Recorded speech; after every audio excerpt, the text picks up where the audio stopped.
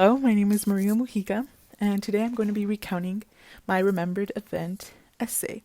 So I wanted to recount it because there are a lot of things that I was not allowed, that did not have the opportunity to put into this essay. For example, more of my feelings and more showing rather than telling.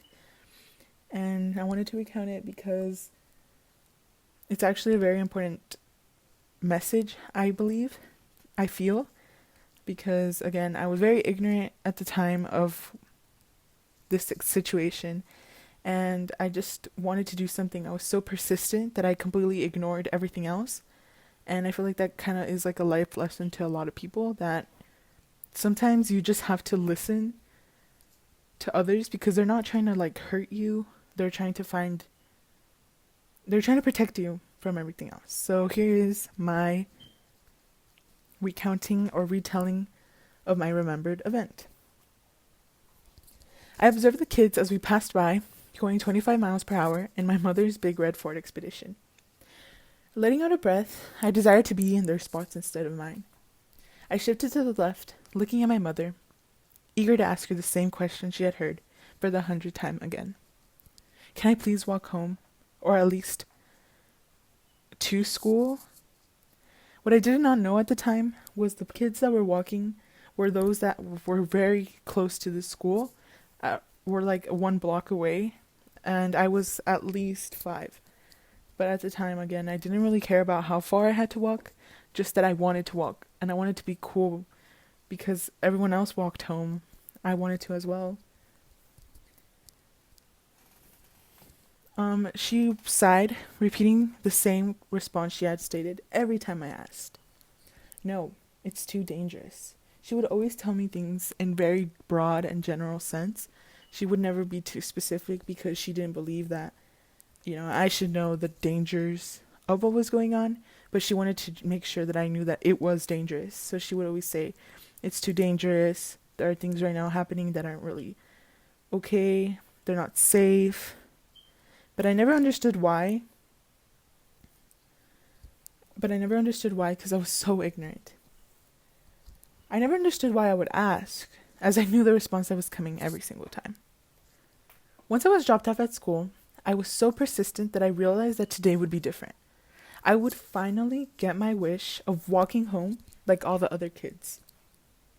Instead of paying attention in school, I decided to plan out exactly how I would walk home without getting caught. But I unfortunately missed out the part where my teacher said that it was not a good day to walk, as many dangerous people would be out because of a situation that was occurring at the time. Hearing the ringing of the final bell, I realized that my plan was all set. I waited until I realized that my mom was not there, and that was very shocking to me, as she was always ready to pick me up, knowing that I would try to leave if I did not see her. I knew that this was my perfect excuse as to why I walked home without her knowing. After all, it kind of was her fault. I started my walk home with music blaring into my ears, as I had made a playlist for this day, not knowing exactly when it would come, but knowing that I would one day have this day happen. And then I realized something weird. I already knew a lot of kids didn't walk the way I was, but that day specifically, no other kids were walking the way I was. I ignored the gut-wrenching feeling I got, and I continued walking home, looking at the worn-down neighborhoods and the cracked sidewalks around my neighborhood, and the main street I had to walk.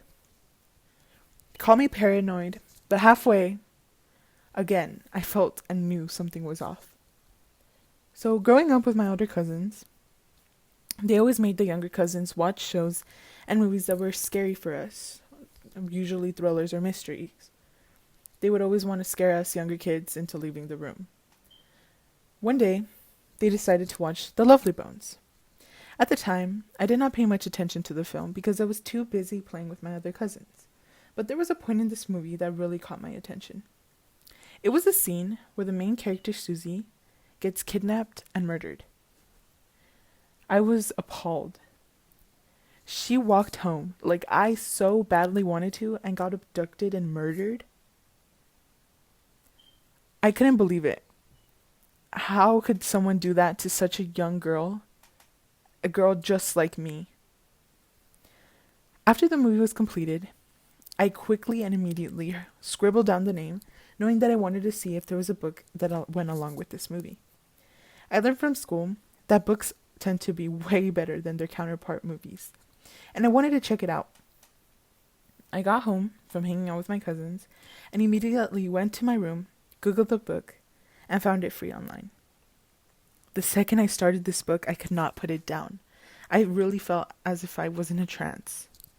2 days was all it took for me to finish this book, the fastest I had ever read a book, especially at the time. I was astounded and enraged towards the end. Again, feeling how could anyone do this to such a young girl? And I realized how passionate I felt about this book, because it made me feel as if it was about someone I had known. During my walk, my mind immediately went to The Lovely Bones. And as I continued my walk home, already making it past a few streets, my nerves began to kick in. My knees were shaky, my hands were filled with pools and pools of sweat, and they quivered so much, I thought they would unscrew themselves from my arm. At that moment, looking at the people in front of me, the book came to mind. In the street in front of me, I saw a group of guys next to a van. Stereotype, I know, but I immediately thought of negative things, and that's why the book came immediately to mind. These people were obviously not my neighbors, or my stalkers, or even people that were there to hurt me, but I knew that those people could do exactly what that man did to Susie, to me.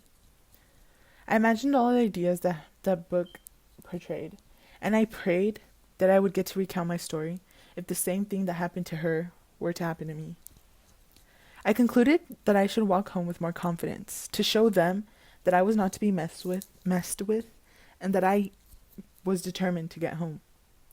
I promptly stopped my walk and fixed myself up. I retied my shoelaces, fixed my jeans, and zipped up my sweater. I felt the adrenaline pumping in my veins, and I was ready to have a different ending than that of Susie's, if these people were to try anything. I was about to start walking again, but then I noticed a car pull up next to me. My heart started beating quicker. The tires of the car screeched as they stopped behind me. I did not have the guts to turn to look at the car, but I could undoubtedly see the shadow. It resembled a horrendous dragon-like creature, eager to take and kill me.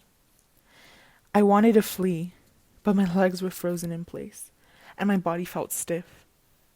When I recovered, a couple of seconds later, I knew that I would not go down without a fight, just like Susie did, and where I was preparing my body for a sprint, I heard a nasally voice scream out, "What are you doing?" in a very irritated tone.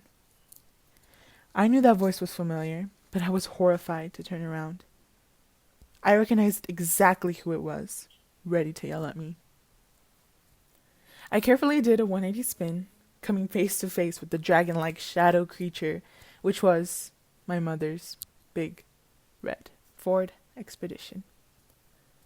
I gulped as I saw my red-faced mother, distress clearly in her eyes. My eyes, just like hers, began to tear up. I was afraid and disappointed.